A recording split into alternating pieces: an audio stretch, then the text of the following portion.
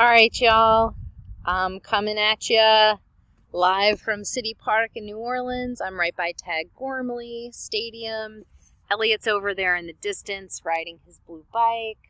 I thought we could do a change of scenery a little bit. So, New Orleans is still here. Yeah. Don't worry, we're completely secluded, far away from people, and I'm not sitting on a bench because, Anyways, hope everybody's getting a dose of outdoor time, and welcome to this next installment of Unit 3, What is Research? So we're going to talk a little bit about how you should be using the World Wide Web in this video. And so by World Wide Web, what I really mean is kind of when you open up that Google web page and you just want to Google something and find out more about it. I think we can look at the topic of fast fashion as a good one that we can just sort of talk about to understand what you might do on the World Wide Web, right? What you're going to hear time and again in your classes is that you should not be using the internet, like just the free World Wide Web, to research things, that's not a place to find reputable information or usable information. But the reality is that the internet has really changed over the last 5 years or so, or even longer. And like you can see a lot of the things that even we read are online, right? And so while I do want you to use academic sources for your paper, when it comes to learning about a topic, you should absolutely spend some time just Googling it and understanding it, right? And so, for example, if we wanted to look at understanding fast fashion, right, we might go over here and just Google fast fashion and see what comes up, because I've been talking about fast fashion and y'all are like, Emily, what is fast fashion? And you can see here, you can see here that one thing that comes up is from Wikipedia. Fast fashion is a contemporary term used by fashion retailers for designs that move from the catwalk quickly to capture fashion trends, right? There's also a definition from the dictionary: inexpensive clothing produced rapidly by mass market retailers. So you can get the Wikipedia page, you can get some information from sources like the New York Times, you can get information from other news sources. So there is a lot of really good information to find when you're just trying to understand a topic, right? And so I'm going to show you a presentation that was put together by Dr. Elmwood, who is your humanities librarian, to help you understand all of the wonderful things about using the internet and the World Wide Web to find information, and then also some of the limitations, okay? Because you can't use the internet, use Google for everything, but you can use it for a lot of things. All right, so here we go. I'm also going to post this this presentation so that you guys can access it later on. I'm sorry, I'm just trying to move my face, but I guess you're stuck with it. Okay, so her presentation is entitled Evaluating Sources on the Free Web, the Good, the Bad, and the Ugly. And so some of the difficult things about just kind of the World Wide Web is that you can't guarantee that it's high quality, right? There's no filter. There's no kind of peer review process.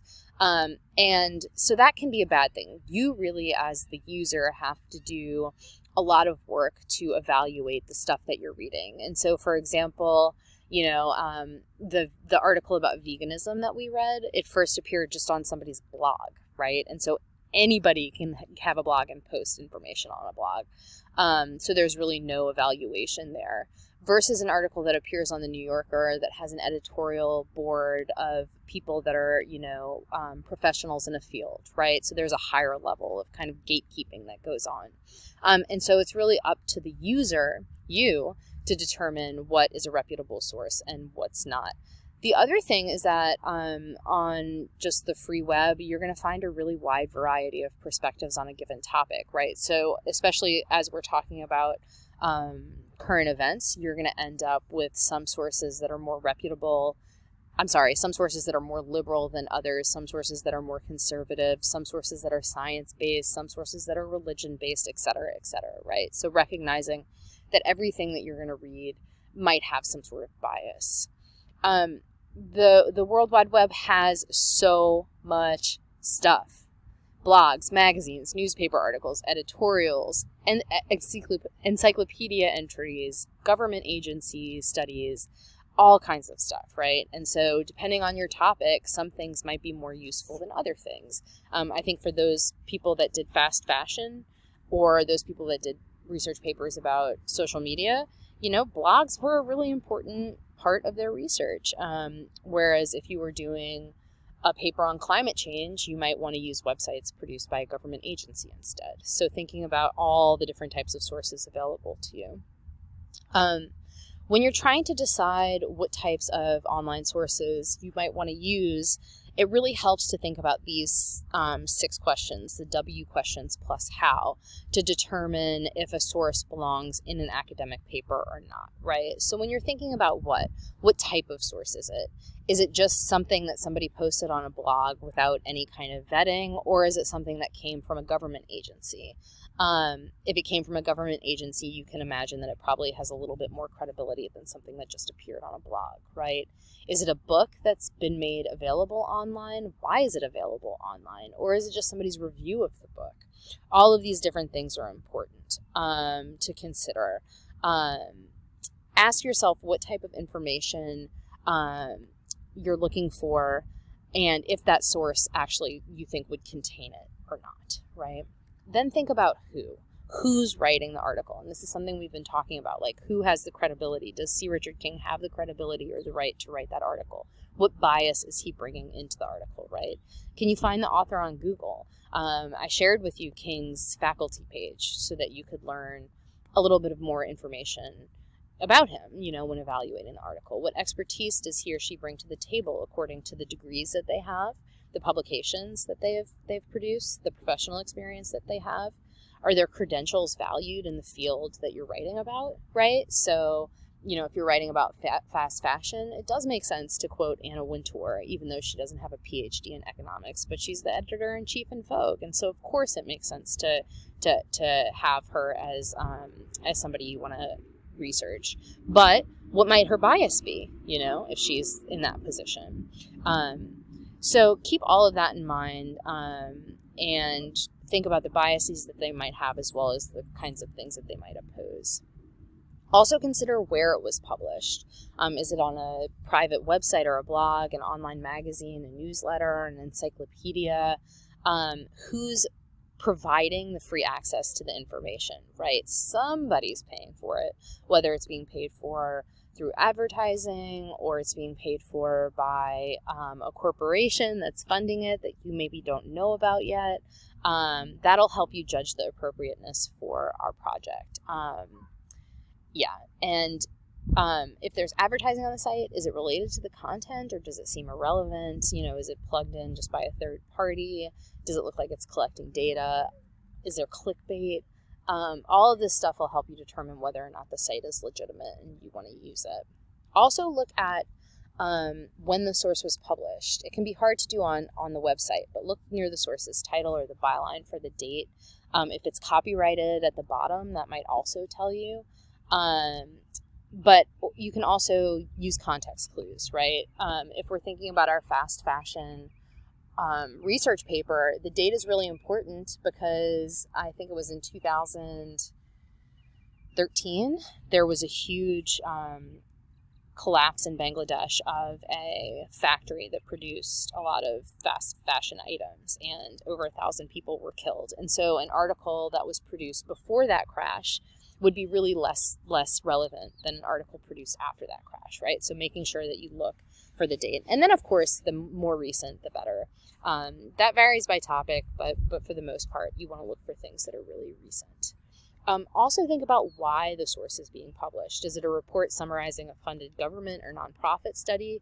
that might have a bias in it? Is it giving consumers advice about something that they're making? Is it just professionals producing reports to create knowledge? Is it an editorial, which generally does have a bias, right?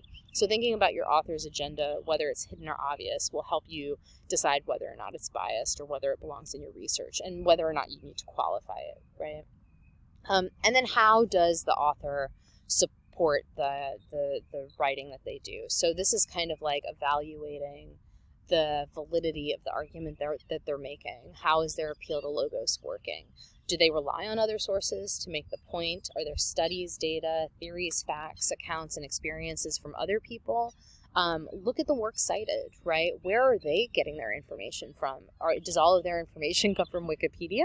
Or does it come from, other academic journals? And information that's online can have citations, right? It's not unusual. And so if there is a list of references, whether they appear in footnotes or in a works cited at the end, it's really important to review those because that'll give you some good information about whether or not the source is valid when you're thinking about how the source is supported, right? And then, so what I'll do, I'll just leave this here because I'm going to post this presentation, but you can look at these two online sources in terms of searching for a specific research topic. And so Dr. Elmwood had provided us with information to write a paper on urban population trend of gentrification in the early 21st century. And you're interested in analyzing shifting demographic trends. So you can look at these sources and determine which source might be best to use and why, right? And so she's just giving you an idea of how you can evaluate the sources and the different types of sources that are out there and available, okay? So I'm going to go ahead and post this presentation, and when you're going through the presentation, if you're doing it without my video, you can look at the speaker notes that Dr. Elmwood included. That'll help you just contextualize the information that's on the slides. But really the point to drive home with this presentation is that it is perfectly fine to use the internet and the World Wide Web to search for information, okay, about your research topic. Those websites might not and should not appear in your works cited, or they should not be the totality of what's in your works cited. All right, so I'm going to request that you have 5 academic sources. Your works cited can be 20 sources long, 5 of them academic and the rest from the internet, and that's fine. But why should you use the World Wide Web when you're conducting your research? First, just to do some general looking around and familiarization with the topic, right? So read about the current debates that are being had, read about what the New York Times is saying, read about what the New Yorker is saying, just get some information. See what interests you in the debate, right? Another reason is that you can find, if not full articles, you can find citations and references to articles that might be useful to you, right? So you can find information about what criminal justice scholars are talking about. You can look at their faculty websites. You can look at their publications on their websites, the list of publications, and then if you see something that's useful, then you can go to the library website to actually find the articles, right? So it's kind of like that sleuthing or detective work can take place on Google. And then, there really are reputable sources online. And so we will look at Dr. Elmwood's sources to evaluate if they're useful or not, and if they're reputable or not. And so I just don't want you guys to get stuck in this idea of I have to only use the library. You should use all of the tools that are available to you to get the information that you need in the most efficient way, right? And so that's what we'll be talking about this week a little bit more. Okay, Elliot's still on his blue bike. He's still being a turd. We're still in the park. I might make one more video out here, and then we'll go back into my dungeon of a house for Thursday. All right, guys. That's the World Wide Web. Bye.